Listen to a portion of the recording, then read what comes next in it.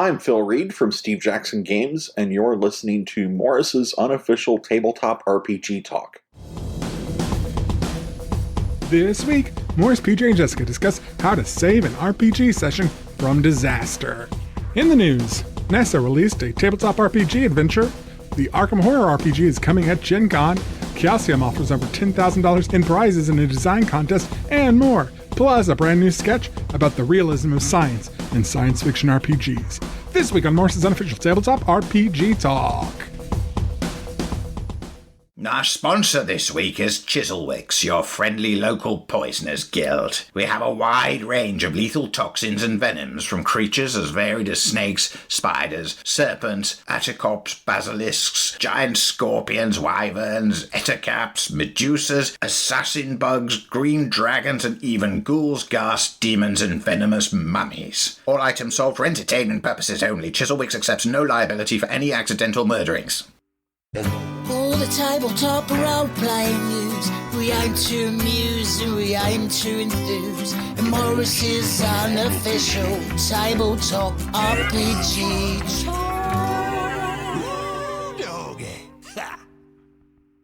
Hello, and welcome to Morrus's unofficial tabletop RPG talk. I am Russ, aka Morrus, or Morrus, aka Russ, and with me this week is... PJ Coffee from the Southampton Guild of Roleplayers. And Russ, as ever, I am delighted to be here. And here joining us, like a shining beacon of optimism in an ever-growing more pessimistic world, it's the one. It's the only. It's me, Jessica from EN Publishing. And thank you for implying that I'm a positive and radiant person. I don't generally see myself that way. But in your current company, I think that's definitely how the role you're... Everything is relative. Oh yeah, it's relative. Yeah. Before recording, we all established that we're all quite low energy and not living our best lives today. So, yeah. Enjoy the podcast. Which I like to add. Brains. Yeah. Okay, let's go. All right, let's do it. Let's do some tabletop RPG news, and let's start with space. Yeah,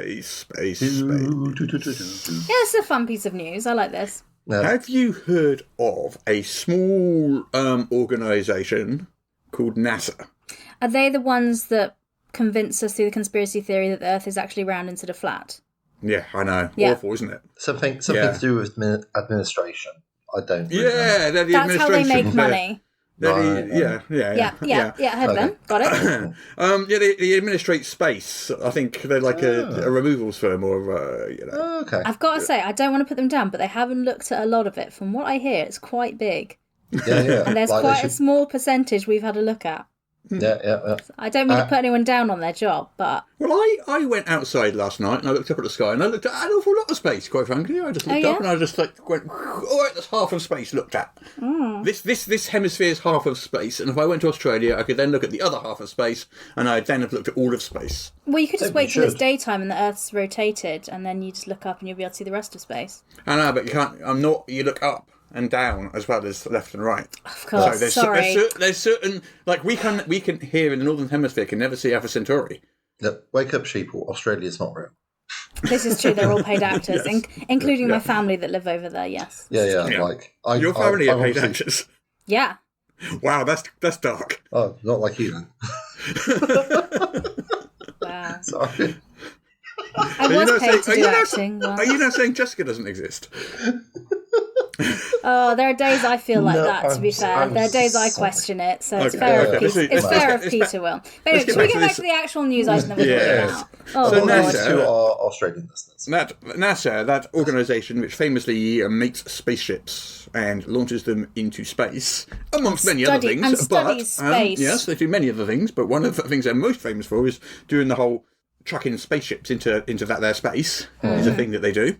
And bringing them back, because that's the hard bit from what I understand. And sometimes they bring them back, yeah. That's the tricky bit from what I know. Yeah. Well, they've done something even harder now. They've done something even harder than rocket science, even harder than launching a spaceship into space. Do you know what they've done? What have they done? They have made a tabletop RPG adventure. And we all know how hard that is. That is very difficult to do. Tricky. Writing it down is certainly very difficult. Especially as it's a system-neutral fantasy RPG adventure. Yeah. So it's called... Which we have some raised eyebrows at, but nevertheless. The Lost Universe. The Lost Universe, yes. The Lost Universe. Yep. It's a free download. Mm-hmm. It's 44 pages. And it's as just said, a system-neutral adventure. Although it does say it's for characters of, what was it, 6th to 7th level? Or what was it? It said? 4 to 7. Characters Level of... 7 to 10 Gotcha. characters. And I'm like, I mean... That's quite a range. I imagine the That's people 28 to 70 in total party levels. That's a big range of challenge. Yeah. Anyway. Anyway, tell us more, Russ. Yeah, I don't think that the character level is really relevant because there's no stats in the game at all whatsoever. So I think there is a trap that there's something like 66 damage, but right. I did struggle a bit making my way through it. Is that 66 Imperial or metric damage then? Because that's a big difference. I think it might be using the Canadian system. Oh god, I don't even know how that works. No. All right. But it is system neutral in is very, very little in terms of game mechanics in it. So it's an adventure which occasionally you'll just say, make a medium persuasion check and kind of leads you to determine a medium what that is in your system. Persuasion check, no less. Yeah. Okay. Yeah. Wow. So I think basically it's kind of, I think it kind of assumes you're playing a D20 game of some kind, but I reckon it's kind of D&D Pathfinder, one of those. I mean, I would probably give a go at it with something like Dungeon Crawl Classics or something like that, because I'm just, I mean, it's the space stuff is pretty interesting. Okay, well, I haven't read it, so I'm gonna hand over to you, Peter, because I know you have. Yeah, I'm intrigued because it does say it's designed to teach you real science. So what says you, Peter? Yeah, I was reading through it. I did struggle a little bit with the way it's formatted because that did make it quite hard for me to really. Right, adventures is hard. All they can do is launch space rockets into space. That's easy. I mean, like it's writing an adventure. It's not rocket science, so. I was going to make that joke if you didn't, so I'm glad someone did it before me. You have totally ruined the sketch now. Oh, wow. That's literally the last line in the sketch. Wow. I guess we're all going for the low-hanging fruit stuff. Yeah. Well, I mean, you know. it's nice. I guess I'm just sort of disappointed that NASA, people who are reputedly very good at maths, would not, take a bash at producing their own system. Well, in fairness, I imagine people that work at NASA, there are some nerds there. I'm going to come out and say it. I imagine they've got like a work RPG club where they play games, and I imagine this is something they kind of made themselves in their free time, and they were like, hey, can we make this an official thing, and did things like that. So I imagine it's a bit of a passion project that's not people's main job, so it's just a little publicity thing. It's a bit of fun. It's very much someone's home campaign has got out into the wild. So it's not a new system, it is a relatively system-neutral adventure. I mean, I'm not even sure how I'd go about describing a system-neutral adventure, so maybe it's unfair of me to expect them to have created something for me to be able to say, oh, absolutely, that's system-neutral. But it's quite different from other system-neutral adventures I've seen. There don't seem to be much in the way of adversaries in it. Sorry. Okay. So is it more of like an exploration sort of adventure? I mean, yes, but like when I'm talking about NASA and exploration, I feel that I'm cautious because that raises certain expectations. Got it. So we're not rocketing through space, jettisoning around multiverses, striding the planes, if you will. To be fair, I don't think NASA does that either. I think they do. They just don't want to. They're not ready to tell us about it. I don't think the public is ready to deal with the multiverse. I certainly found the little informational bits in the appendices about the Hubble Space Telescope and the James Webb Space Telescope to be interesting. There's lots of sidebars in there about like dark energy and gravitational lensing and stuff like that, which is interesting. I like that. I like that about it. Yeah. I mean, as we've established previously on this show, the collecting of RPGs and the reading of RPGs and the playing of RPGs are three separate but closely related hobbies. So this will tick a lot of boxes for a lot of people. This is very true. I think it's just really cool that this thing exists. Yeah. Regardless of, I'm glad the actual it's content not of it. explicitly an endorsement of Hasbro by NASA. A lot of people have said it is basically Fifth Ed, and I would disagree. It's not. It's definitely not Fifth. Oh, is it not? Because I've heard that as well. I was going to ask. It could very much as easily be Pathfinder or Starfinder or anything else which has... Well, basically, the only mechanic in there is 66 damage at one point. I mean, my understanding of Pathfinder is not, like, exhaustive, but I would also be like, maybe? Because... It could even be first edition D&D, It could be... Yeah, maybe. First edition. Definitely part of the OSR school of thinking, I would say. Could be. That could work. And, like, in certain respects, it's sort of like it's got a certain weird fiction vibe to it. So, that's very old school. And I think, given the... even just like a sort of system-neutrally game like my own What Sword Is New, I think given the actual mechanics mentioned in it, 66 damage... means something in What Sword Is New. Yeah. Mm-hmm. A medium DC persuasion check means something in What Sword Is New. It's a different DC because the scale is different, but it just says medium, so you just use the medium for that system. Okay, I don't know What Sword as well as you do, obviously. I know I'd struggle to run it in Savage Worlds. It wouldn't make a lot of sense to run it for me. It wouldn't make a lot of sense to run it in Dread. Mm-hmm. And it doesn't feel like the form of 5th edition. I'd probably use the Awfully Cheerful engine for it. That would be simple. Maybe. Sure. So, maybe it is achieving system neutrality in that way. So, It's approaching system neutrality. I mean, it's like when you're approaching the speed of... You can approach the speed of light, but you can never quite achieve it because it would require infinite energy.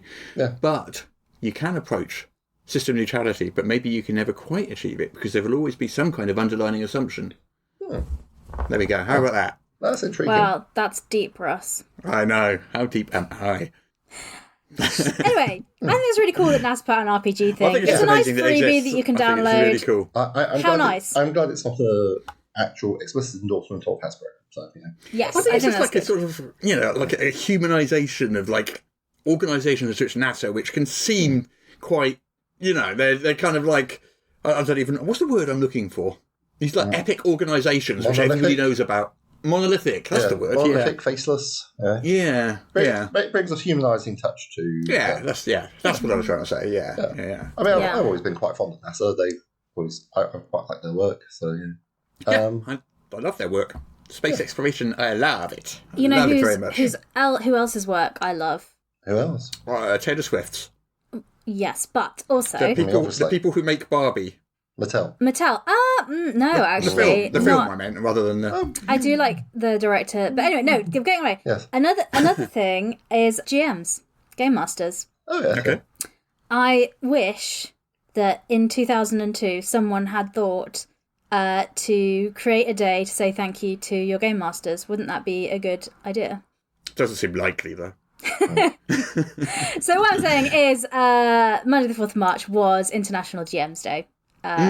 So, and I think somebody on the EM World Forums back in 2002, back in the day, created it. Yeah. I can't remember the forum member's name now because it's not written in front of me, but it became a thing, and it's still a thing now. And it's just a day, and it's just a day to like say thank you to the person that runs games for you, because running games is a lot of work and it can be quite thankless, and people put a lot of time and energy into it. So I think it's nice to just have a day to say thanks for doing all this. I appreciate it. So and also I think now there's lots of companies that do like promotions or bits and pieces for it as well. There's sales and all sorts of things. It's turned into a proper industry event now. Yeah. So, which is kind of cool. But There's so many things that started on EN World. Oh. Okay. We don't monetize these things in some way, but there we go. Yeah. We don't monetize any of these things. Oh well. But yeah, so I just think that was quite cool. And if you missed it, take the chance this weekend to say thanks to the person that runs games for you. And if you are someone that runs games and no one said thank you to you, passive-aggressively leave this article or play this podcast in front of your players, I guess. Yes. In sincerity, I do think GMs do need more thanks and things, like from the tables they play for, but also for the industry, because, it doesn't work without them. And also any indie publishers will tell you the main people that buy their stuff are game masters that are buying new systems, advocating for them, running them for their tables, spreading the word of new systems and stuff. So, yeah. So that day is also coincidentally 3 other anniversaries Oh, yes. It's also the anniversary of the death of Gary Gygax. Mm-hmm. It's the anniversary of the release of the first ever Dragonlance adventure. Oh. Dragons of Despair, which was in fact 40 years ago, exactly this time round. Mm-hmm. And finally, it's the anniversary of Peter's birth. Yes. Also, I don't know whether that's coincidental or not. I'm assuming it was. Well, who knows? Sometimes you've got a thing going and you've got to roll with it. Yeah, fair enough. That's why. But yeah, so if you missed it, just a fun little story item. I just think it's nice to say thank you. But yeah. And that's all I have to say about that. Okay. Well, do you know that you can win thousands of dollars? In general, US yes. Dollars from Chaosium, the publisher of Call of Cthulhu, by entering their basic role-playing design challenge. So they've got over $10,000 in cash prizes. Nice. We're not talking store credit, we're not talking product, we're not talking things worth up to $10,000, we're talking actual cash. United States dollars. I assume it is. Yep. It is, yes. Okay. And basically what you need to do is pitch a new tabletop role-playing game using BRP, the basic role-playing game engine, to them. Mm-hmm. And they will shortlist up to 10 people who will each get $500. Mm-hmm. Then of those 10 people, another 3 winners will win another $2,000. Mm-hmm.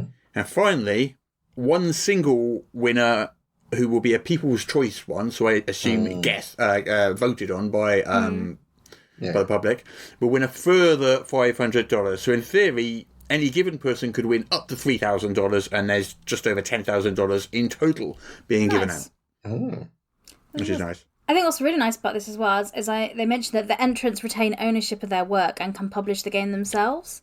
Yeah, they don't want it. Yeah. So they're just trying to... So this is they're basically a way of them supporting and funding people that are making games using the system, which I think is nice. It's to inspire and... support third-party publishers. Yeah. It's just to galvanise the third-party BRP, I guess, community a bit, because it's in their interest to have a supported game where lots of people are making games. Yeah. So they're not asking for ownership of the game. You keep ownership of the game. You can publish it yourself. Do what you want with it. They're just going to encourage you to do it and pay you a bonus if it's cool. Yeah. Basically. I don't know, it must be really great if you're planning on crowdfunding your own, because that would be some really great marketing as well. Because if in your crowdfunder platform of your choice, you could also put it won this design challenge, people would probably be like, oh, cool. Someone's actually looked at it and said, this is a good idea. So yeah. Absolutely. I think that's awesome. I love seeing things like that. But the submission closing date is the 31st of May, or May 31st, if you've got that's your preference. Yeah. But it's not that long if you weren't already working on an idea, though. In fairness, I suppose so. Yeah. So, and they're happy for it to be newcomers and anyone. So, I think that's really great. I really like that piece of news. Yeah. 10 out of 10. Yeah. Right. What other news have we got? I have a piece of news about Adventures League. Okay. Oh yeah. Yeah. Good. So pretty much, there have been some changes to Dungeons & Dragons Adventure League. The big bit of news is that they're moving over the site and information onto D&D Beyond, which isn't a huge surprise. So I think that was something they said they were planning on doing anyway. So there is now a tab on D&D Beyond you'll see, which is Adventures League tab. And so they're going to move their I think the old site is still the Yawning Portal, content and things like that will be transitioned there. So it's not all there yet, but it's slowly being moved over. And the idea is that they're trying to make it welcoming for more people, so they have a whole section on what is Adventurers League and things, so they're trying to make it more accessible and have it all there. And I think that makes sense, because I think a lot of new players don't know what Adventurers League is. I know a lot of players that play D&D for a long time don't engage with Adventurers League, some of it because it's not their thing, some of it because they don't know much about it. So this just makes sense to me. But then again, I'm not somebody who engages with D&D Adventurers League, so I don't know if that's annoying for other people for any reason. But anyway, it's on D&D Beyond now, so you can check out stuff on happening. That. Yeah, but they're making D&D Beyond basically the place to go for D&D, aren't they? Which makes sense, having it all in one place and making it easier to find stuff. And they've got information about how to become a premier organizer and things like that. So pretty much overall, they're trying to make it more visible and accessible throughout the organisation, which cool. I mean, certainly one of the things which helped bounce me out of Adventurers League, which was designed as an on-ramp for new players for organised play, was just trying to keep up with the rules calls and the rules amendments. Really? Because, you had to be like in a Facebook group, Discord channel. I'm like, just if you want something to be official, print it in a PDF, put it on the website, and then this can come out every collect it. I suppose I can try and keep up with it if it's like a monthly schedule. But no, I had players telling me that the moderators were saying, "Well, it said this in the Facebook group." I'm like, this is not rules as written D&D. This is basically hearsay. I'm just not that interested. I didn't want to run games which were based on hearsay. Well, maybe this will kind of go towards alleviating that, though. If they're trying to, it looks like that's what they're trying to do. Concentrate it in one place. No. I mean, making it a centralised point of contact, and maybe doing something about the neglect which it was treated with for several years would definitely help. Yeah, I mean, because there's a lot of lovely people in that community who put, I just like to say, immense amounts of work into it. And certainly there's a lot of people who have bad experiences with it. But that's really a reflection, I feel, more of TTRPGs as a hobby sometimes. A lot of people say, and a lot of people are also very sniffy and very rude about it, saying, I think you're playing with strangers. I play with strangers all the time. I've always had like a conceptual difficulty in kind of understanding what its purpose is. And I get that's a me thing, because obviously it works perfectly fine for many, many, many, many people. But I just don't quite understand what's the advantage in playing Adventurers League as opposed to just playing any other adventure. That's the bit I could never quite get my head around. And it might be just because I've never interacted with it and never experienced it myself. And if I did that once, I'd probably go, oh, obviously, that's why. But well, acting has a source of information. Please do not take this as an endorsement of Adventurers League, but the advantages should be that you can turn up at any table that is running the Adventurers League, which could be literally anywhere. Like, had a guy at the club, he started playing in Canada, started playing with us. Great chap, love to see him. He started playing Adventurers League with us because he could take the same character and know that his magic items, his progress, could all be verified and checked, and he'd be able to play anywhere he likes in the world.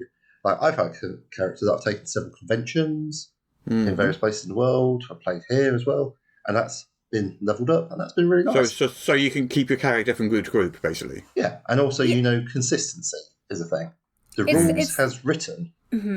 So it's basically like it's one big game in a way because everyone's playing the same rules. It's the same world. It's the same universe.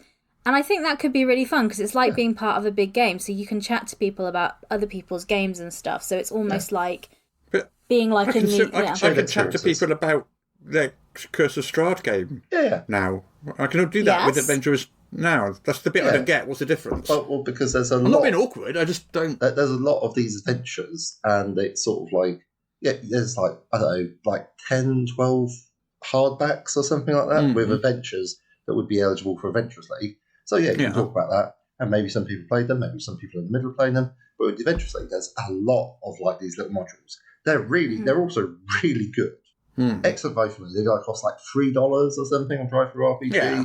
Well, I get the readily available and cheap aspect of it. That's certainly definitely an attractive proposition. Value for money is how I would describe them, because I know what cheap RPGs look like, and this is not them, right? These are generally ones which give you a lot of content that always has social, combat, and exploration, and it's always got advice on balancing. So, like, in previous years... So it's a badge of quality, then? Like, in many ways, yes. I mean, not all of them, right, are absolute bangers because, it's everything. But enough of them are high quality. Enough of the ones I play are high quality that I would steal them, reuse them.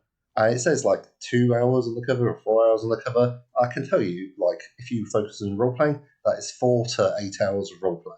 Yeah. Easy. So, which is, excellent value for $3. Yeah. That's fair enough. A lot of good content. So, I mean, I like a lot of it.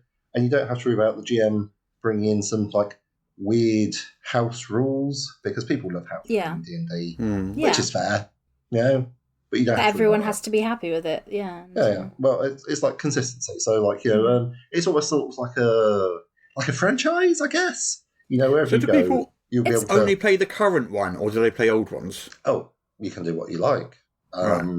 Like there's I mean, as far as I'm aware, like we started off playing like the season 1 stuff, and it was on. Yeah, I mean, no one's obviously going to stop you playing what you want, but it's still perfect.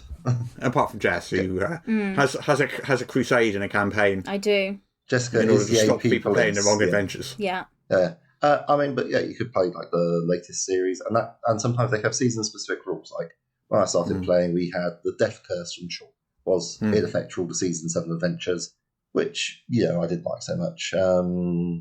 So we didn't play the season 7 adventures, and you can, fair enough. But it's tricky. But I mean, there's a lot to like, but it has to say my issues with it just became increasingly hard to keep up with how it was supposed to be run. Like because you are supposed to run according to the rules, and the things like the character advancement, they kept fiddling with that because, as I have learned in subsequent years, the XP system is horribly busted, so they can't give you like the XP you would actually earn from it. You've got like a minimum, maximum, so they've tried to move away from that to like do time on task, and then I don't know what they're doing now. Milestone level it or anything. Yeah, I mean, basically, they were sort of doing that for a while. I don't know what they're doing at the moment because I am several years out of date. But yeah, I've got fond memories of my time. It was a great way to meet new people, and I've had lots of fun doing it. So yeah, if you ever wanted have had terrible experiences. If you wanted to jump back in, D&D Beyond is the place to have a look at what's going on now. Yes, it's a summer news item. Yeah. I have other news as well. About role-playing games as well, which is handy because that's what we... Yeah, that was the brief. I understood the assignment. So, we know the Kobold Press, Tales of the Valiant, previously known as Project Black Flag. Yes. They are having a box starter set for the game, which makes sense. And they are teaming up with Steamforged Games as a partnership to create this. And that is a very good idea when a D&D 5e variant has a box starter set. Brilliant idea. Yes. Indeed. But yeah, no, Steamforged Games is they make a lot of board games for popular video games like Monster Hunter, Dark Souls stuff. And if we remember a couple of years ago, they did do they did like a bundled miniatures and adventures for 5e. They also did the 5e RPG for Dark Souls, which if we remember at the time had problems. I remember that. It had problems at launch. I think it hadn't been properly proofread. And so they printed it all, sent it out, and everyone was like, this is beyond errata, it's an issue. And they had to reprint it all and send it out and do an apology, and it was a whole thing. So I imagine this starter box set will be the best proofread starter box set you will ever read in your life. One would hope. Well, I imagine so. Well, they said when the time it came out, they said they were going to update their policies and procedures to prevent that happening again. So, and I like to think that if people make a mistake, you do, and especially a very expensive one. Yeah, they fixed it. They did everything you'd want them to do. They said, sorry, this is not right. We're going to reprint it. If you bought it to you, we'll send you a new one. Cool. What more can they do? Yeah. Yeah. So when's this planned for? I don't know. They haven't told me. Oh, okay. But it's going to happen. They're probably going to need to get like the main books out first. Yeah. Obviously, it'll be after Kickstarter main books and all those sorts of things will happen. But it was an announcement for the partnership, so I guess they've just agreed to work together until they'll be starting work on it. But, I'm sure we'll get more news as it unfolds, and we'll keep you updated here. Sure. Okay. There's a RPG coming from the Arkham Horror board game. Yes. Oh yeah. I've never played the Arkham Horror board game. I have. I like it. Which one is the That's Arkham my Horror? Brief review. Is that the 8-player one with like little portals? Yeah, and you have all there's a card game version of it which is very nice as well, and it's meant to be a living. You move on with the cards and the story evolves. Yeah. Yes. Oh, that one sounds really cool actually. It is really good. The 8-player game, that Fantasy Flight, if I remember. Man, they had a lot of tokens. Yeah. Oh yeah, that one as well. I also like that one as well. But yeah, you got a different one. Yes. So there's like Mansions of Madness, and there's another Arkham one. There's a lot of Arkham Horror board games. There's a lot. Yeah. But I like them. Yeah. Well, the RPG starter set's coming out at Gen Con. Nice. So, beginning of August. Don't they have an RPG for that? for Arkham Horror. Well, yeah, okay. Well, it's this specific flavour of So this is by Edge Studios, who are the RPG sister company to Fantasy Flight Games, and who the Star Wars RPG moved over to when Fantasy Flight stopped doing RPGs. Yeah. So Edge Studio, and I think they're owned by both them and FFG are owned by Asmodee now, aren't they? Yes, they are. Yeah. So it's a D6 dice pool system. Apparently, there's going to be an initial adventure called Hungering Abyss, which is divided into 10 scenes, each playable in about an hour. So 10 hours of play, which is not bad going for a starter set, I think. 48-page adventure book, GM reference board, 5 characters, 24 D6s, 3 poster maps, 16 NPC cards, 21 item and spell cards. This is all very... Boxes of stuff. Very Fantasy Flight Gamesy. Yes. Punch boards of tokens and puzzles, spell cards, item cards, various handouts, loads of stuff. Still got stock in that cardboard factory over here. Yes, Yeah. Yeah. That sounds quite fun. It looks like a good box set, and it's $35 as well. Yeah. Which isn't the Wow. feels quite accessible for a starter box set with all that stuff in. So. That's very cheap. Yeah. A lot of stuff. Yeah. Oh, I'll be intrigued to see what that's like when that comes out. Yeah, I'll probably take a look at that. I do love a good starter box set. I like a good starter set as well. I've got so many I need to play through. So I've got 3 on my stack to run and play through with people. Well, you're going to be demoing one next week, Jess. I am. Well, yeah, it's the Level Up Advanced 5th Edition one, because I ran that last weekend for my friends as like a test run, because I wasn't sure, because I'm doing one of the adventures that's like an exploration-y one, and because it's exploration-y, there's loads of different points that you could interact with or not. So I was like, great for a one-shot, because if they're going through it quickly, throw more of these encounters at them. If they're spending forever, do less. And my group I playtest with my friends spent forever in this river. Like, oh my gosh. It was meant to be a quick encounter. Or was that the hammer incident? Yeah. So basically, in case you can play the adventure, I won't tell you exact details, but there's a river. Things happened in it, and the encounter was pretty much done. During said encounter, the rogue lost their hammer into the river because they used it as like a throwing weapon. Right. And everyone was like, we need to get this hammer. And the rogue goes, oh, no, don't worry about it. It's not an important hammer. I can also craft one as part of the journeying activities for free. So it's fine. Don't worry about it. Everyone else decided, no, our life's mission is now to retrieve this generic hammer from the bottom of this river. And then we spent another hour just trying to fish a hammer out of a river. It's like the whole door thing, isn't it? But sometimes that's what players want to do. Like a couple of constitution rolls for exhaustion. And I was very clear. I was like, you can't see the hammer anymore. Yeah. That's what they chose to do. So I think I had a real experience of running an adventure where the players just... I mean, that is like peak 5th edition. Yeah. I gotta say. Yes. Like, it's like... I mean, at least they didn't try and have sex with any of the fish. There were no fish I'm aware there. of at this time. That's good, cool. Keep up that energy. And the reason they did that is because we did have lines and veils before the session started and things. So that, we had those boundaries crossed.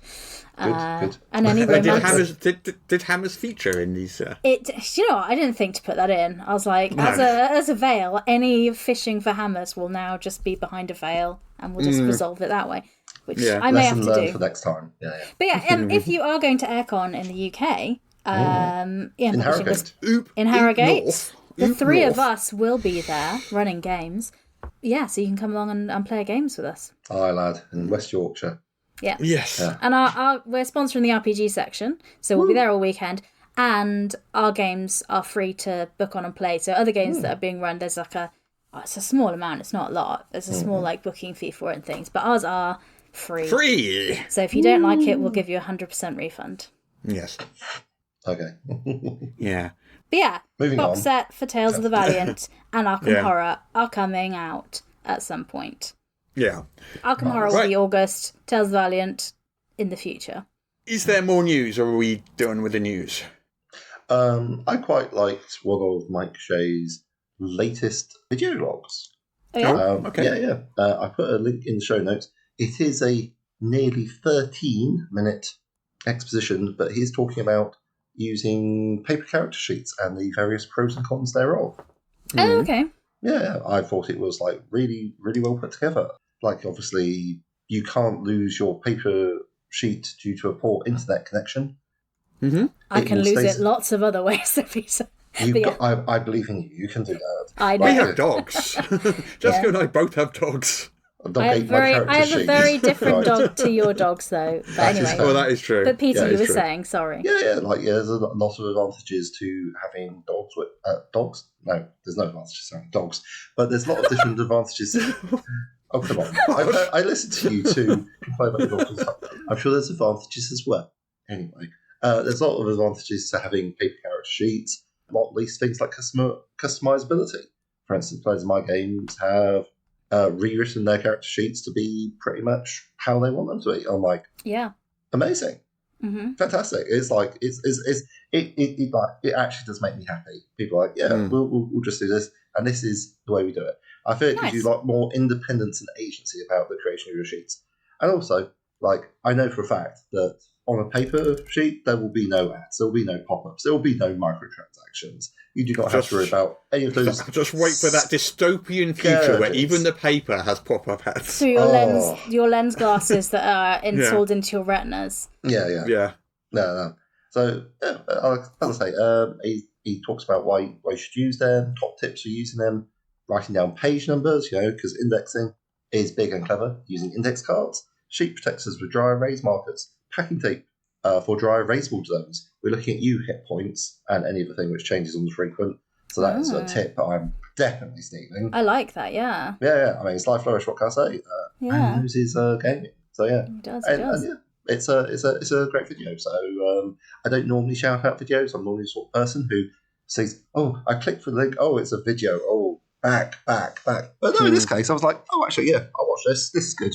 This is sufficiently interesting to overcome my dread for the bird." Well, it's because who you know it's by. You know it's going to be a decent video anyway, and it's not going to be some clickbaity horrible. I mean that does help, but like I say, it's a high bar to get me to watch a video. Unless we're talking drama, in which case I'm all about it now. All about the drama. Amen. Yeah. So I do another piece of news. So as we all know, I love a bit of Baldur's Gate 3. That's what I'm doing with my evening this evening, because my usual RPG session was cancelled. So I was like, great, I'm going to sit and play Baldur's Gate 3 all evening. Anyway, we previously talked about Pathfinder Gallospire Survivors. Mm-hmm. So that is the RPG from Paizo, based, obviously, Pathfinder, by BKOM Studios. And we have a release date for it now, because we previously have had information, teasers, but the release date will be 4th of April. So that's very soon, just less than a month away. So it's got loads of features that the community requesting from it. It's got loads of new UI improvements, gameplay balancing, Steam Deck compatibility. But yeah, so you can also play local co-op and Steam Remote Play. So they've uploaded it and made loads of different changes to it from like the beta early preview version, and it's officially going to be out on April 4th. So if you like an RPG video game as well to supplement your gaming, this might be worth a look. Nice. It's on Steam in early access right now. There's a demo you can play currently. But yeah, I might take a look at that. Yeah, what was that called again? Pathfinder Gallospire Survivors. You'd have to tear yourself away from Baldur's. It's like cheating on Baldur's Gate 3. It's not. By playing a I don't have a Pathfinder video monogamous game. relationship with Baldur's Gate 3. With And video games. Baldur's Gate 3 is very chill about that, much like many of the companions in Baldur's Gate 3. We can share. Yeah, don't we start talking about it? But yeah, no, I thought my addiction to Baldur's Gate 3 was starting to wane. And then I was saying this to my partner because we work in the same office just yesterday, and then he commented that we were listening to the Baldur's Gate 3 soundtrack as background in our office while we were working. And I was like, do you know what? That's really fair. Banging soundtrack. But anyway, Pathfinder Gallospire Survivors. But yeah. Yeah, I might have a look at that. It looks like it's about six of your English pounds, so that's always nice. That'd be about, I don't know, $8-10 American. That's not bad. Yeah. Now, we have mentioned before the Transformers and G.I. Joe RPG beginner boxes. Oh, yeah. It's just that we've got a date for them. They're coming out in May, and they're going to be $35, and we know what's in them now. Cool. Lots of stuff. So these are from Renegade Game Studios for those Hasbro licensed RPGs. And what we got a 32-page rulebook, 2 26-page adventures, 8 pre-generated characters, a set of dice, and a GM screen for $35. Nice. Can't argue that. Yeah. I've got a bit of Kickstarter news for the indie scene, if people are interested. Okay. Yeah, it's doing quite well at the moment. Fey Earth. I've put a link into the chat. It's from Brambleheart Games. Mm-hmm. It's got very strong Carnival Row energy, I would say. So like not quite that universe, but fans of that show would recognise that there is a 19th century. So we've got industrialisation going on, and you've got fey creatures meeting the growth of the industrialisation, made by an Irish fella over from Dublin in Ireland, and you have things from the Brothers Grimm running into steam engines and so forth. Nice. There's huge amounts of combinations of artificery and what they say, magitech. So yeah, lots of looks like quite an interesting game. There's a fair few videos on YouTube if that's your thing. Mixing of different fae, bit of lots of magic kicking around, lots of technology, but on that Victorian level. And yeah, it looks like it's pretty artistically done. It's got quite a high goal, I would say, something like €10,000, which is around about $10,000 or £8,000. But fair play to them. It's been on for 3 days, and they've hit something like 2,700. So yeah, nice. Got a bit of a mission, but it looks kind of cool. What can I say? Excellent. Excellent. Right. I think we're probably done with the news now. I am. We all are. Okay.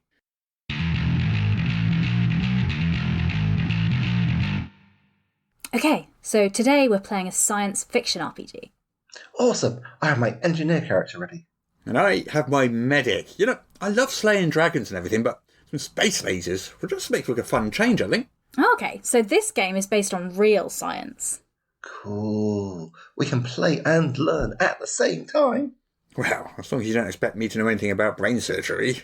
Or me about rocket science. No. Well, not too much anyway. But, so, you're fleeing the spaceport, which has been overrun by Martian soldiers. Right, to the ship! How far away is it? Your ship is on the landing pad, so it's not far away from you. Oh, great. We hotfoot it to the ship and start the engines. Okay, how much fuel does your ship currently have? Oh, let me check the character sheet. Yes, 30. So 30 what? 30 fuels? No. Remember, this game is based on science, so, fuel is recorded in kilograms. So 30 kilograms of fuel? No, it's 30,000 kilograms of fuel. Ooh, that's a lot of fuel. Right.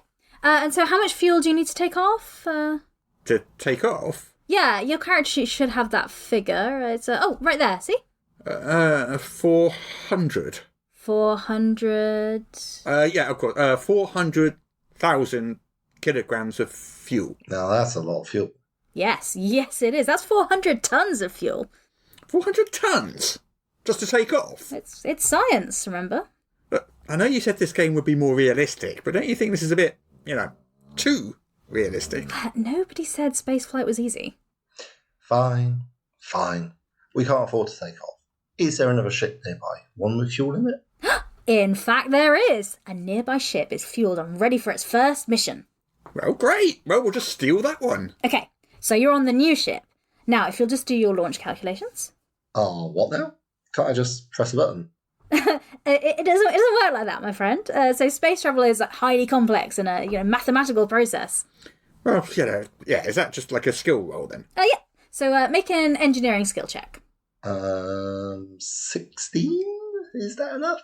Well, I guess you'll find out. Are you ready? Already. Ready. Beginning countdown. T minus 3 hours. What? Yeah, so this is like the quick version, obviously. The spaceport is overrun by Martians. We don't have 3 hours to wait. Yeah, but you can't just break the laws of physics because you're in a hurry. Well, look, I'm really not sure about this realistic style of play. Can we do it a bit more like a Star Wars? Yeah, but that's not really scientific, is it? I mean, that's more like space fantasy.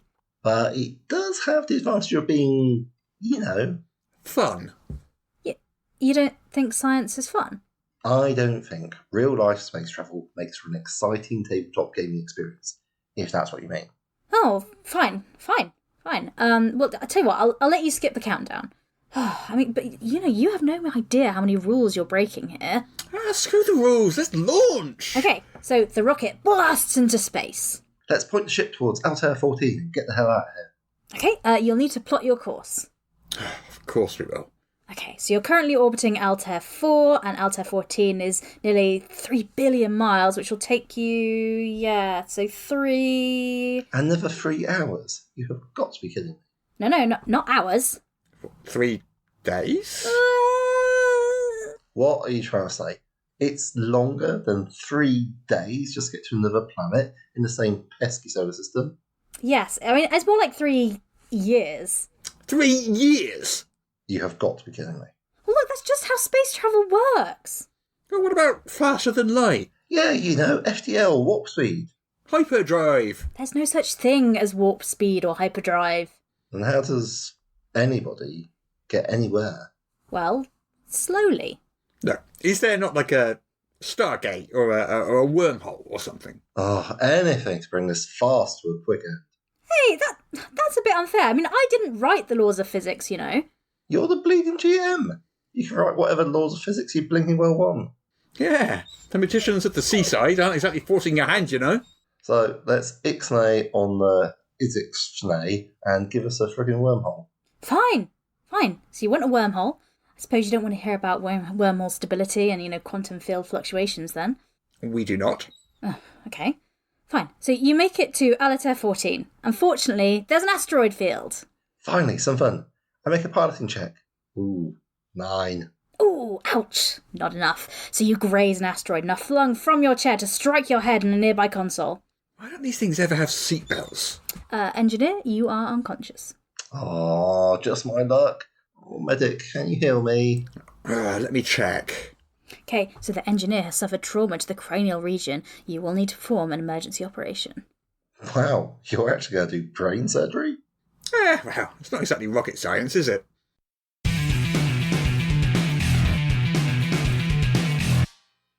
Malak the Maleficent here. If, like me, you're enjoying this podcast, please consider subscribing on Patreon for exclusive bonus content every week and the warm, fuzzy feeling of knowing you are helping to keep the show going. Subscribe at patreon.com/Morrus. There, I said it. Can you stop staring at me like that now? The things I do. All right. Don't forget, patreon.com/Morrus. Can I go now?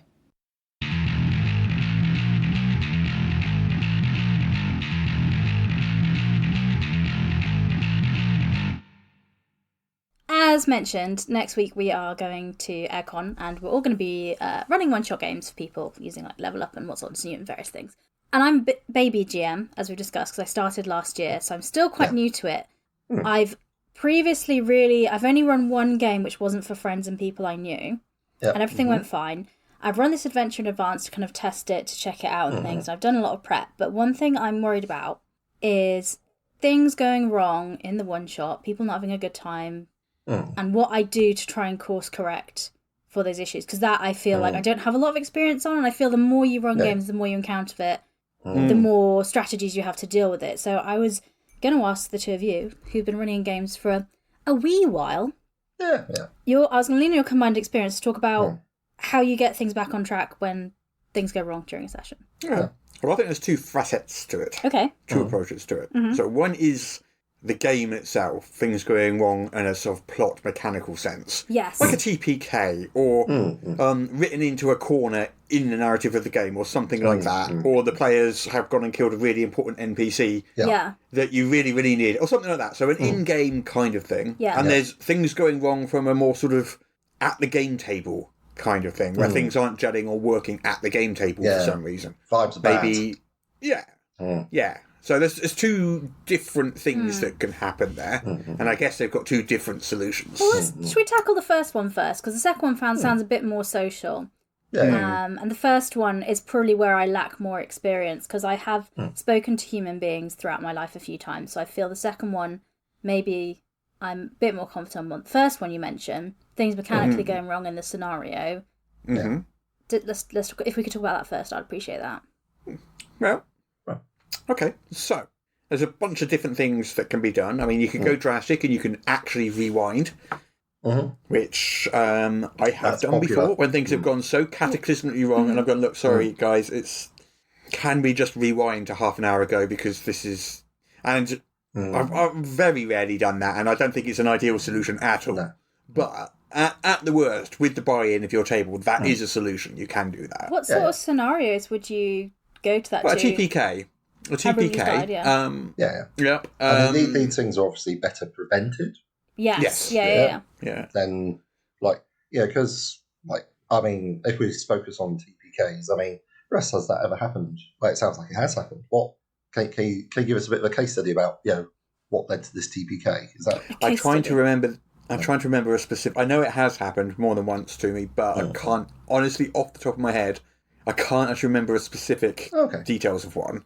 It's definitely happened. I mean, I can remember what's happened to me as a player. It was in a campaign, though, which I think is different. So we all died, and the GM ended the session. They said, okay, this has happened. I think I can find a solution to it between now and our next session, so leave it with me.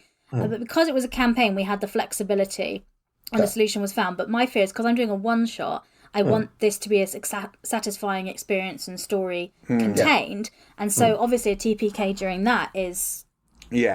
You know, you can't pause and go, well, we'll end the session early a bit this week and pick up next week, you can just slip into an afterlife adventure and then... Exactly. You can do all sorts of different things. For a campaign, I'd feel more prepared to deal with, everyone dying. But in a one-shot, how do I get it back so we're having a satisfying story in the 3 or 4 hours that we have? For me, I think I'd actually be more okay with a TPK at a convention. Oh, yeah? Yeah, because it's all about respecting player choices. Now, it's not a desired outcome. Yeah. And certainly you wouldn't want it too early in the session either. Yeah, especially if people have signed up for a 4-hour gap. Yeah. If things, it's all about the communication. If things have gone so badly wrong in the first couple of minutes that you're in TPK situation, well, then you just pretend it's deliberate and it's like a cold open, and then you go, and these are your real characters. Yeah, that could work. Yeah. Yeah, if it's early enough. Yeah. I mean, well, like I said, it's getting on 25 years ago. I read this article. It said the TPKs happen when people are looking at their character sheets and not talking to each other. So one of the things I always do to avoid the TPK is go around the table twice, asking people for a physical description, and then I go around a second time asking how people know each other. I find bribing players with metacurrency is very useful for that. Russ, no, you're not a fan. Perfectly okay. But it's like that going round, and that way everyone's got two mates. And that breaks the ice, and also it means people are communicating with each other. So warning signs that you've got a TPK on the way are things are going badly and the players are shutting down. And it's all heads down. It's very obvious. It's like in an in-person game. It's all heads down. People are looking at things. You're not getting cool descriptions. You're getting more terse stuff. People are worried and they're not communicating anymore. Okay. Well, that's certainly a game going wrong. I don't know if it's necessarily a sign that a TPK's on its way. It could be, though. I see how it could. Yeah. I'm not saying every time this happens I get a TPK, because I'm quite focused on doing what I can to help a party avoid a TPK. Because there's such an information asymmetry in play. They might not know what's going on. Sometimes they need a map, and it's with players doing things they're doing things which to you, they're like, that's really stupid. Are you just deliberately jumping to your death? Not always the case, but often. Leroy Jenkins sits down at the table and just, does their thing. I mean, I'm hearing, last week about some guy who's like, yeah, there's a pit of infinite zombies. I'm a jump in it. And that's the way to end the game. I was like, you have to respect that agency, but it's been very clear, about what's going to happen. And for certain older school GMs, like, nah, that sounds like a player-facing problem to me. And, that is a style of play. But for a convention, maybe people are coming in with different assumptions. Yeah. I think what's great is when a GM is able to hit that magic spot where the PCs are actually afraid enough that they think a TPK is a possibility, but the GM has it under control so that they can conjure that feeling of fear, and yet the PCs come out victorious, and then they get the double whammy of getting that, wow, we did it kind of victory feeling at the end. Yeah, but that's a line. There's a line to tread. That is something I'm very, very invested in, because for me, that is like some top tier, excitement in a game. You have to know the system really well for that, because you get a bit of. I'm not 100% sure about that, to be fair.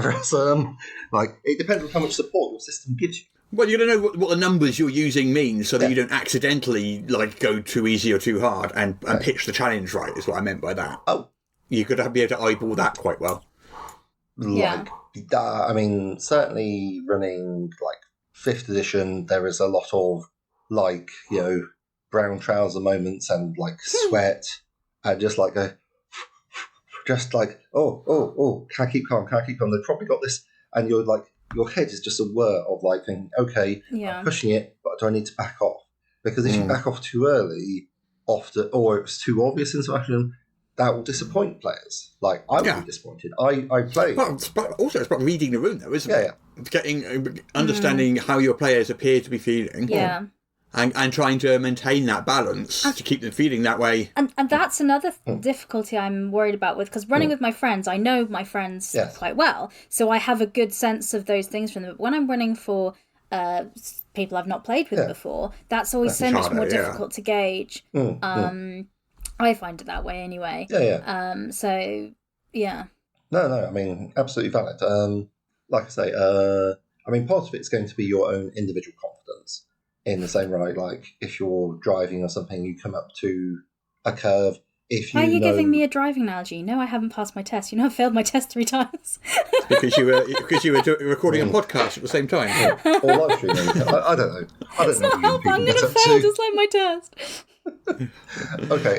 Sorry, Peter. You can carry on with that analogy if you like. I guess because it's things like driving a go-kart or something that sometimes gives you that same sort of feel of where you're coming up to a corner and you're how much turn, where do you feel comfortable, and pushing that comfortable zone, and it's just gauging that.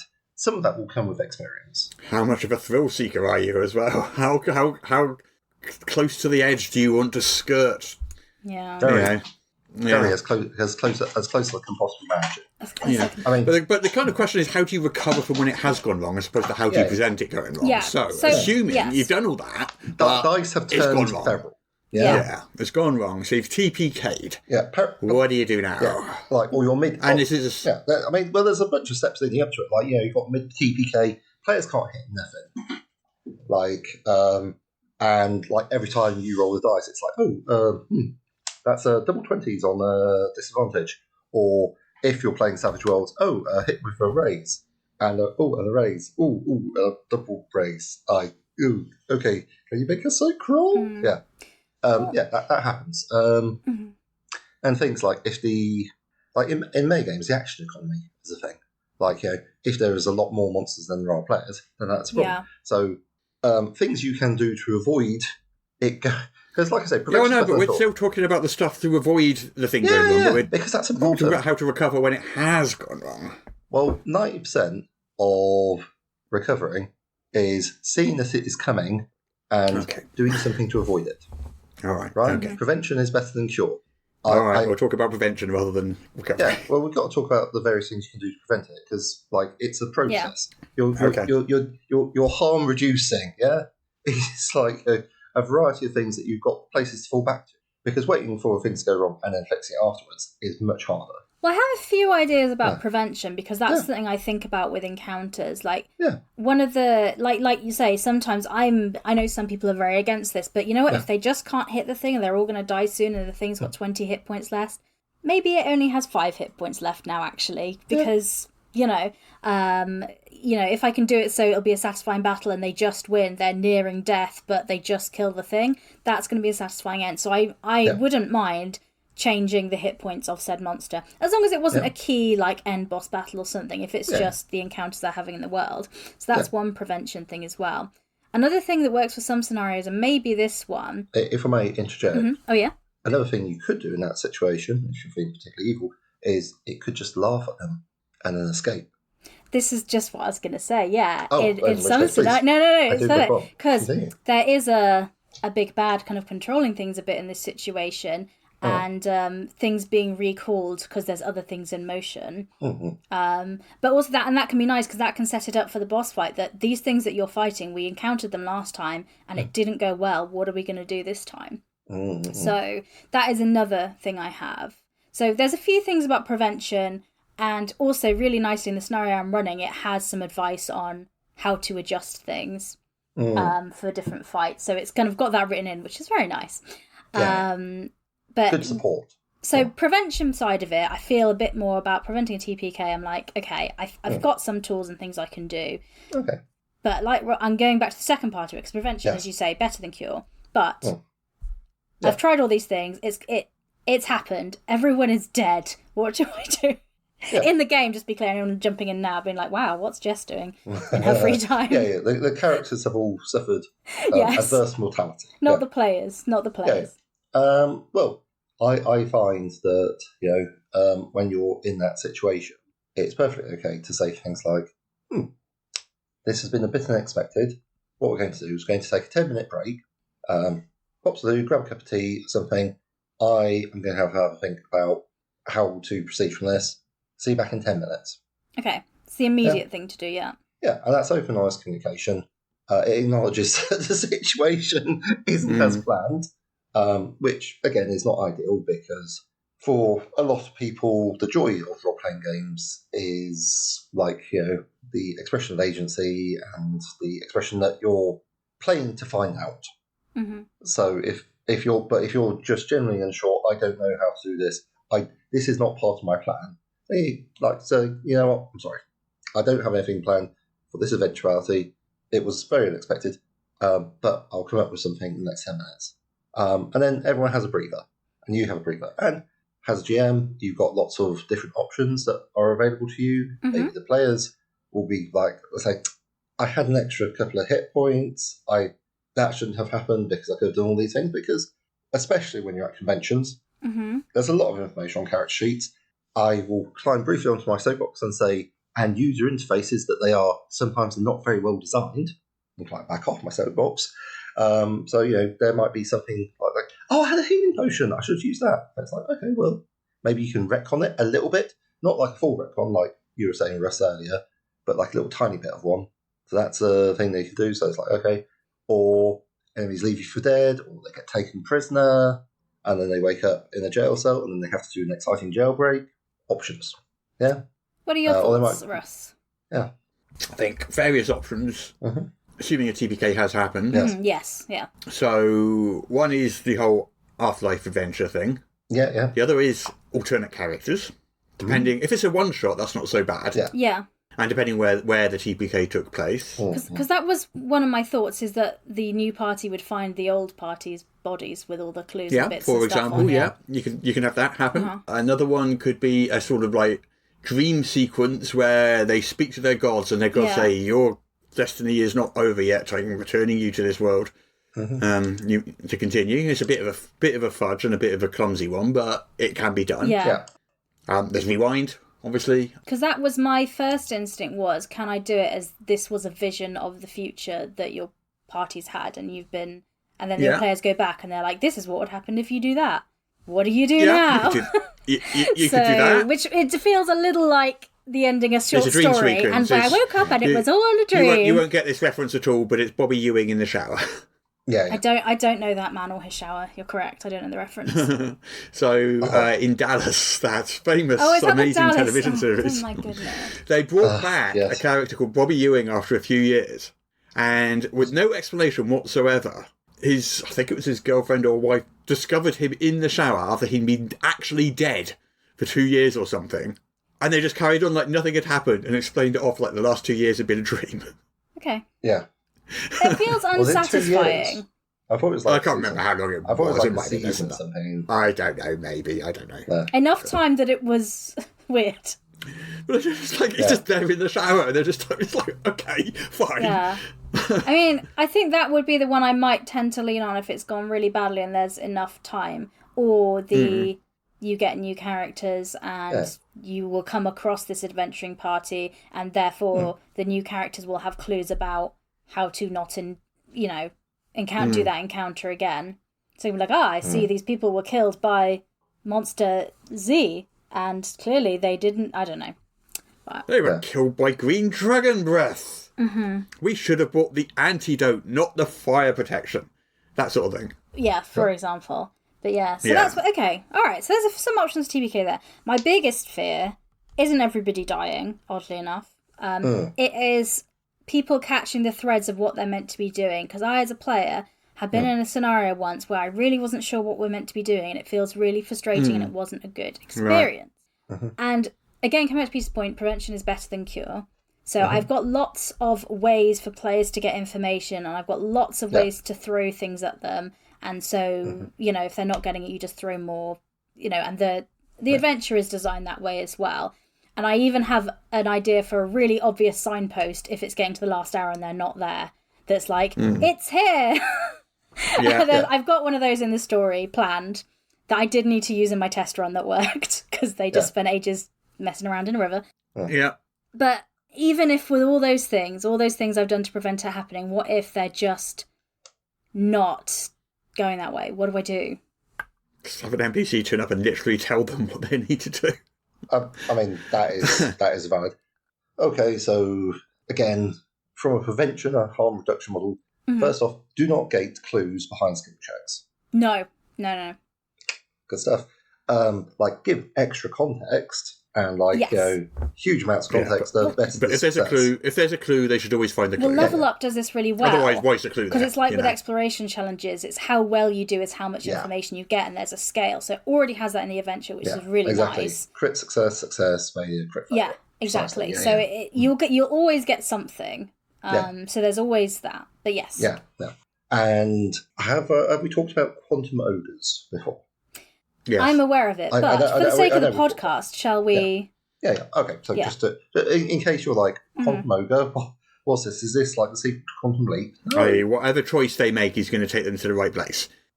Yes, to a... Or the wrong place, as the case may be. To a certain extent, there's a path in the road, one has like ogre sign and one does not, and you go down one that does not, and yet you end up fighting ogre anyway. That is as railroady, that's not respecting player agency. However, quantum clues, so it's like, they're looking for something, and it's like, just look in the right place, please, I'm begging you. But they're just ignoring it or whatever, so they accidentally come across it somewhere else. They're like, these clues sort of shift to where they need to be to get the story told. Another thing you can do, and this is something I've been aware of, is that players' attention can drift a little especially during a 4-hour session or something. Because it's a long period of time to sit there concentrating. I struggle with that, for 4 hours. It's hard. And they might miss stuff that you said. Maybe some of the players know and some of them don't. You might find that one or two of the players are sitting there and they're not entirely sure why they're in this conversation about why they're talking to this noble or what this information is they're supposed to be getting, because they just missed a bit, because they drifted out for 5 minutes half an hour ago. So repeating stuff is always a good thing to do. Just reminding people of stuff. Don't think just because I mentioned it 2 hours ago they know it, because they might have missed it. One thing I tend to do, the use of a break. Oh, sorry, you us. I'd say one thing I tend to do if I need to get really important information out is pointedly tell one person, because then everyone else is more interested. So it can be when the other players are having an RP conversation, I want this notice thing, I turn to another player and say, you notice this thing happen. And then everyone goes, what? What's going on over there? So that's like a bit of a meta way to get that information out. Because if people aren't paying attention, because then and also I'm rewarding the person that is paying attention as well, because they get the thing. Obviously they're going to share it with the other characters because it's that sort of thing. But I do like doing that as well. That is possibly one of the ground rules to mention when you're playing, which is you can say, I'm just going to assume that if I tell you some information, your character would probably tell the other people. Well, I mean, it depends on the situation, because sometimes, it's if buts and maybes. Some players have a very I'm not telling anyone anything sort of attitude, which, again, is why I feel the need to stress it. The ways you can get around that in prevention is, if you're obviously not in the case of this one, but you can, when you're making a character sheet, you can put information in the character sheet, which some of which may be slightly false, others of which is super important, and it comes up naturally in play. Mm-hmm. So, say, oh, well, it's probably the catacombs, and the person who sat there wondering, why do I have catacombs information? Oh, I know something about catacombs. Well, I mean, obviously, it doesn't always work, but literally going on from that. Important information, put it in prop format. Yeah. So they've literally got it on paper in front of them, whether it's a letter or a map or a handout or something like that. So it's not something they have to retain in their head. It's literally there on a prop. The fact that, whatever it is. And make sure, also, right from the start of the adventure, just make sure that everybody really is aware of what the goal of the adventure is. Yeah. And nobody's actually beginning it and hasn't paid attention and is going to spend the next 4 hours not entirely understanding what's going on. I mean, so make sure everybody does know this one's quite obvious, because it's like, you're going to this place to find and retrieve this specific thing. So it's like, cool. It's like, it's somewhere in this area. Where is it? So it's a very clear goal. Yeah. And one of the things I like to do is occasionally a recap, and occasionally when they've been having a discussion, I sort of use sort of like chairperson skills, and say, okay, so as I understand it, you've narrowed it down to these options. And of course, these aren't the only options you have, but these are the ones I'm hearing. And then you'll make it clear that's not you forcing them down a path, it's the path that they've suggested. And then that helps focus the discussion again, which is sort of a section 2, like social problems, but it's a good skill to have, to be able to moderate a bit. Which I think would be quite good at. Two things that can go wrong. One is TBK. One is players not knowing what they're supposed to be doing. Yes. A third thing that can go wrong is when the players take an action which completely derails the plot. So the classic example of that is they kill an important NPC, but it could be anything. What do you do to recover from that? Well, they've just done something unexpected. Like, I've got less experience in that, because whilst it's a very well-worn plot trope that all NPCs are actually secretly out to get you, I gotta say, if I want to train my players to be murder hobos, that's how I'd go about it. Every time they meet an NPC that's friendly to them or helps out in any way, I'd have that NPC betray them, because that will encourage them 100% to be like, we met another person. The first 10 people that betrayed us, right, that we met, they seemed quite friendly as well. They all betrayed us. This 11th person, don't fancy their chances. I don't feel trusting about this person. Yeah? I mean, I realise this is going to make me very unpopular. I don't really care. But I think that's a bit of a hack GM thing to do. And I am a hack. I'll put my hands up to it. And even I wouldn't stoop to that level of hackery. Don't have your NPC betray people at the start. I mean, if the players are supposed to be escorting, say, a prince or princess or some sort of noble or diplomat somewhere, and they shank them, then they failed the mission. Good job. Like, you have managed to stab someone that you should not have stabbed. That's like, I mean, I'll press up a few. Are you absolutely sure that the person that you are escorting is the person you wish to attempt to kill right now? And if they say yes, then I have to say, this probably isn't a game worth saving. But you're in a convention environment, and you're an hour in, and you kind of have to, because basically these people are signed up. Maybe they paid for this event, they've signed up, and you can't really just say, oh, good job, right, game's over after an hour. So how do you recover from that? Like I say, if they've gone against me saying, like, basically, just to let you know, right, if you continue an attack, you will kill this person, and this game will be over. If they say, oh, I'd like to attack them anyway, then I feel, well, yeah. All right, so your answer is you don't recover from it, but assuming that... But there's some sort of miscommunication. The premise of this conversation is about recovering from things that have happened. Yeah.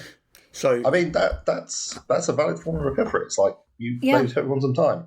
You've respected their choices, because you've got to respect choices. But I guess what I was taking away was, like, people are doing this by accident. They've accidentally done something stupid. Okay. Yeah. A classic one from computer games is you cannot sell plot-critical items. Yeah. Mm-hmm. Because I've had that happen to me in older computer games, and I did not enjoy this experience.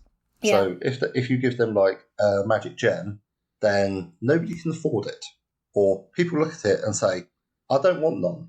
I don't know, because it's hard to say without specifics, but so you can't sell or throw away plot critical items. Like I say, one problems I have had is people get like a bag or something, and there's something inside it, and that is crucial to the next bit, right? And they don't share that information. They don't look in the bag.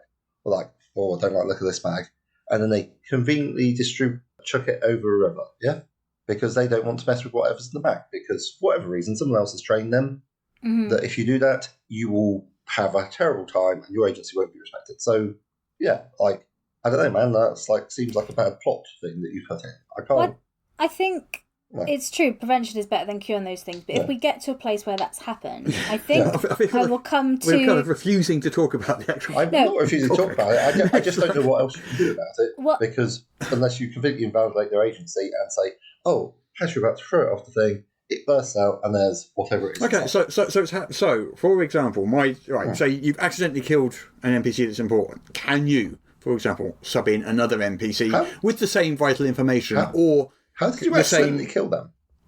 I don't know, Peter. It doesn't matter. Peter, it doesn't matter. We've all accidentally killed someone on this podcast. Yeah. Right? Let's move on.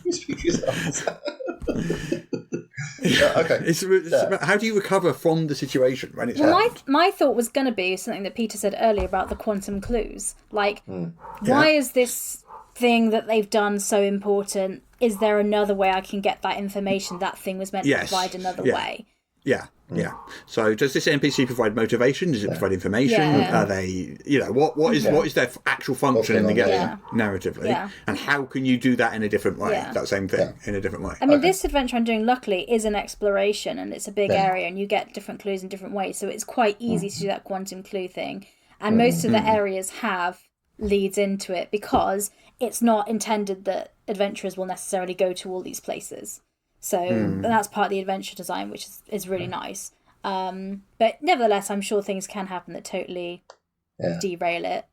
My one fear is they want to go somewhere else that isn't in the adventure. That they want to leave the area. Dragonlance had a rule specifically about this in the Dragonlance modules, where plot critical NPCs, you couldn't kill them. But you could defeat them, but they would always fall off a cliff or something. They would always, you'd never see the body. They'd all Moriarty it, so they could come back again later. They can't possibly have survived that. That sort of thing. Fair enough. I mean, I guess with so say you've established that you've got a diplomat and that they've got 10 hit points or whatever, and then you have done something, like you said, okay, everyone's got to make a dexterity saving throw, and for whatever reason, you roll in the open, and you can see that they would take damage, and then they would have massive damage and be insta-killed. I mean, at that point, you've sort of made it a roll. There's the Ra's al Ghul version in Batman Begins, where Bruce Wayne thinks he's killed Ra's al Ghul. But that was never Ra's al Ghul in the first place. It was always Liam Neeson. As he finds out towards the end of the film, spoilers, I suppose, when Liam Neeson turns up in Gotham and says, it was actually me. I was Ra's al Ghul. Nice. I mean, you could go with that. Yeah. It was like, you fools, you fell for my cunning plan. I'm thinking in terms of friendly NPCs that you've accidentally... that you as GM, or potentially the players have accidentally friendly fired, and saying, because it happens sometimes. It's someone's cast a fireball, it's been great, and then somebody, not always me, but somebody else maybe has pointed out that, isn't that NPC within the fireball radius? And you're like, just make a dexterity saving throw. How much damage did you roll? Oh, you rolled more than twice their maximum hit points or something. And now they're toast. But again, it's there's a certain amount of obfuscation where you can. Because they're important. But if you can't, maybe they have a handy little parchment explaining what their orders are. Maybe they've got a ring of soul storing upon their person, which was obscured and there's all magical aura or something that they didn't notice that was going on there. That's why I say when you've had a game break, rather than a TPK, a game breaking incident. Yeah. Your game no longer works because of the events that have just happened. That's why I say take a break, fall back, let everyone have a chill out, and then you have some time to go to the loo, have a drink, and let your take a breath. Like if you smoke, go and have a quick cigarette, and you will come up with something. Yeah. It doesn't have to be a very good thing. And again, I recommend honesty. Because you're like, sorry, this was just not expected to happen. Sorry. I mean, I must say, I do enjoy running modules because that always gives me the fallback of saying, such a badly written module. Blame the designers. Yeah. They're not there. No one goes to complain about it. If you've written your own, you're in much, much bigger trouble. Yeah. So the worst thing of all that can go wrong, of course, which I think just touched on at the beginning of the conversation, isn't a in-game narrative thing. It's just a social. The players are not enjoying this. Not necessarily are you falling out with the players or there's anyone's doing anything wrong or anything. It's just for some reason it's just not working. Everyone's a bit bored. It's not working for some reason. Now that is probably the hardest one to recover from. What can you do then? I mean, I've dealt with this several occasions.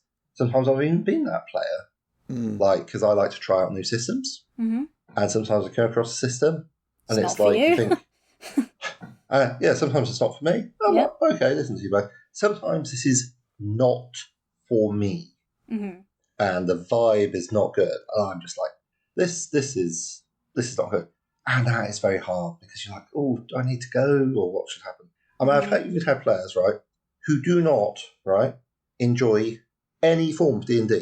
They are very publicly against D&D.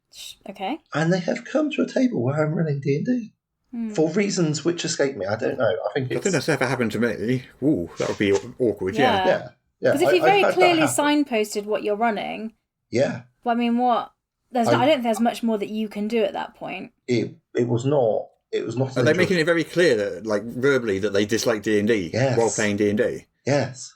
And they're saying, and it's just this weird mix of, I want to be able to do all sorts of things. Okay, yeah, sure.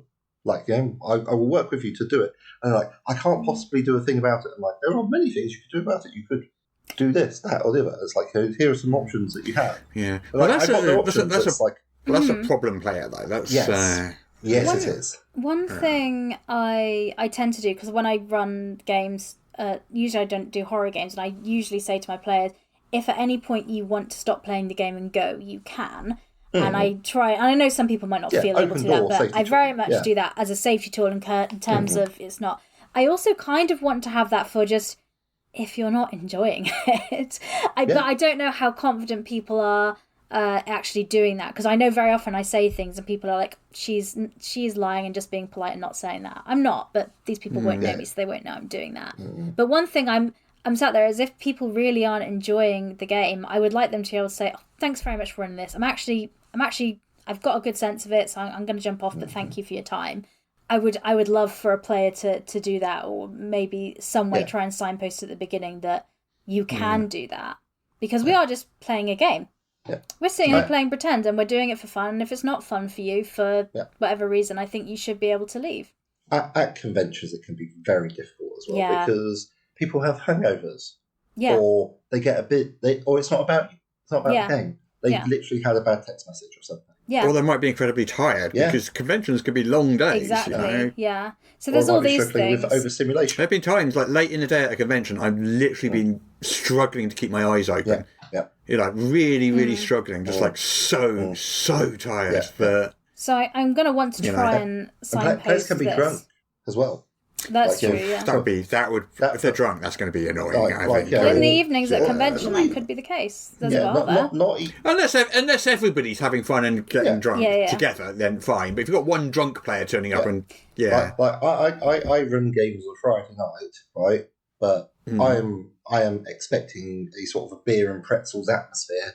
Yeah, sure. Adjust my style. I think if it's agreed, it's fine. Yeah.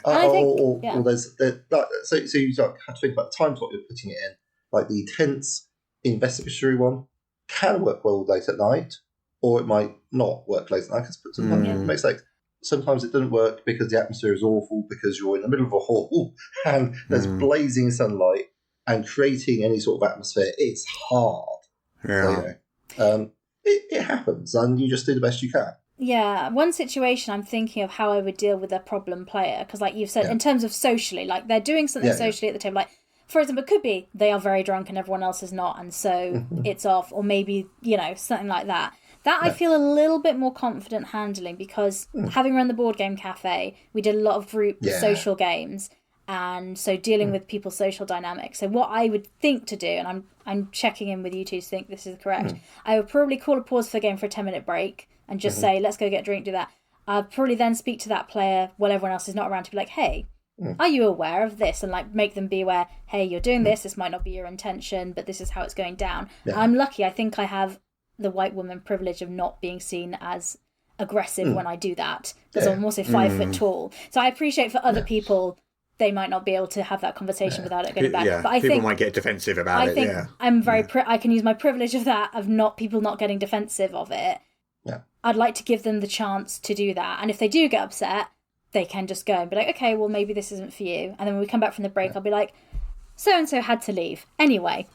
So that would be my thoughts of how to kind of deal with that, because generally I think as a GM it's my responsibility to manage any player behaviour that is negatively impact the other players, because that's on me to do it. I'm not looking to the other players to do that, because when you are running a game, you are an authority on the table, and you have to use that social power. And that is a separate skill to running. Oh yeah, to actually running the mechanics of the game, being basically the not leader of that group of a people, moderator. You're a game moderator, but a social moderator. Yeah, social moderator as well as a game moderator. Yeah, that I feel a little bit more comfy with, because I think I have transferable skills from other areas of my life to do that. Yeah, and, I think you'd be really good at that. You've got like a lot of the sort of that sort of thing. That's that I'm less nervous about. She tells me off at conventions all the time. I do. Absolutely do. Rightly so. Keep him out of trouble. Yeah. I will. Yeah. I mean, but sometimes you get a group be like, I do not see how these people can be brought together into a coherent group. Like I had one at the convention I was running at. It was like some parents and their 14-year-old and some people from the Grognard area of the spectrum. But it's like just making sure you're going around and talking to people. And one very common thing is there's one player who just talks over everyone else all the time, and sometimes you have to be like, that is one of the most annoying players. Can I show you how I do it? I go, okay, thank you, Peter. Yeah, I'll come back to you in a second. Russ, what were you going to say? That's how I deal with that situation. Not saying that you were in that example. What's one is the player that tries to play other people's characters for them, like suggesting what they should do constantly and things like that. And it's like, I do that exact same hand thing when they do it. I'm going, hang on a sec. Let them. I think they were just deciding what they wanted to do. And I think I'm lucky with some of my privilege. Some things I do, I get away with because it's not read as aggressive, because small little woman. But I can get away with a few of those tactics of being a little bit more forceful in situations, because it's read it's picked up in a different way. So if someone's listening to this thinking, I might try doing that, be aware of how others perceive you in case, because some people may take that as that may not de-escalate a situation for you. A lot of smiling when you say that and managing your tone of voice is very important. Yeah. Because sometimes I say, sorry, someone else is trying to play here, so I'll come back to you in a second. Do appreciate it. It's cool. Love the enthusiasm. The old compliment sandwich sort of thing. Although I've read a thing that the compliment sandwich thing no longer works because everybody knows about it and everybody spots it. And apparently it now just makes people feel like they're being managed. The thing I do, because they're so aware of it. The thing I do is praise people for behaviours they're not showing, because then they act into it. I mean, no, that's shit. Yeah. Right. People meet your expectations. Yeah, they do. I do that a lot. They've got low lot. expectations. They all sink to meet them. They've got high expectations. Often they're all right to meet them. Yeah. Isn't that like that sketch we did the other week where the chef was just being praised for a whole bunch of things they weren't doing? I mean, it's similar, but you don't do it that way. You can just, like, if I had a player that was running other people's turns for them, I would, in a break or something, turn to them and say, I love how, even though you clearly know the system more than others, you're giving people space to figuring it out and letting them play their turns. I'm really glad about that, because some players that know more end up trying to run it for others, and I'm really glad that you're doing that, so thank you. Oh, like that person. I was about to say, I'm going to be really suspicious next time Jess ever compliments me, but I don't think she's ever complimented me for anything. Yeah, I don't think you're too much that. But yeah, so I'm safe.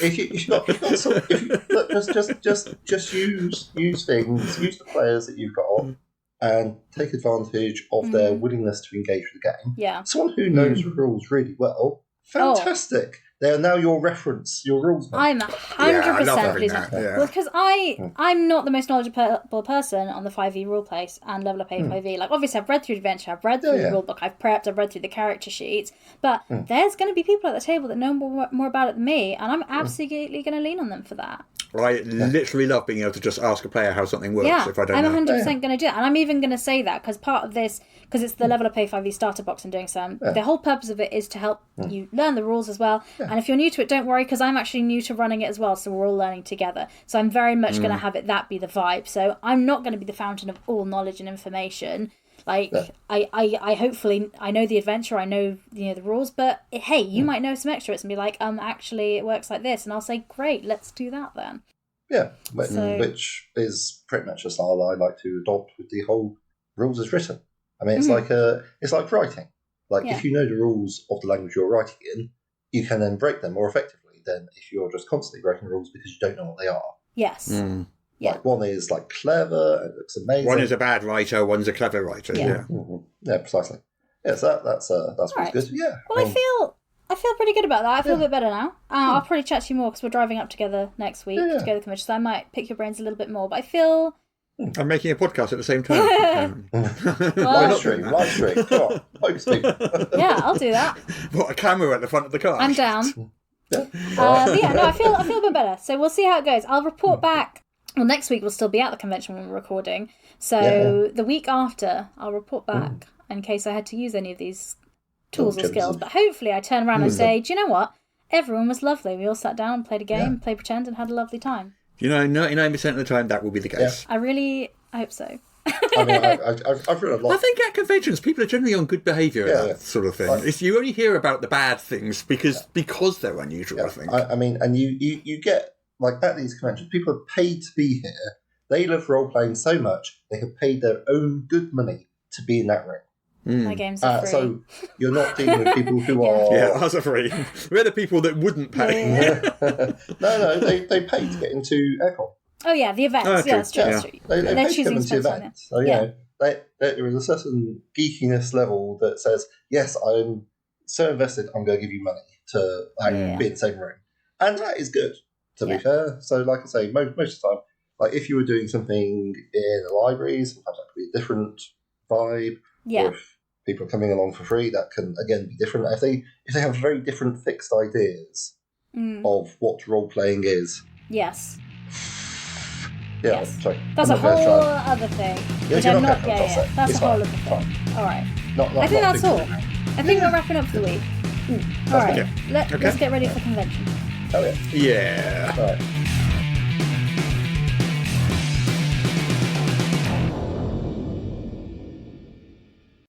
Apparently I now have to read this to you. This is the official podcast of Morrus's unofficial tabletop RPG news, which you can find at enworld.org. You can find show notes at morrus.podbean.com or wherever you found the podcast. If you feel like they deserve it, you can support the show on Patreon. In return, you will receive exclusive bonus content. Just go to patreon.com/Morrus.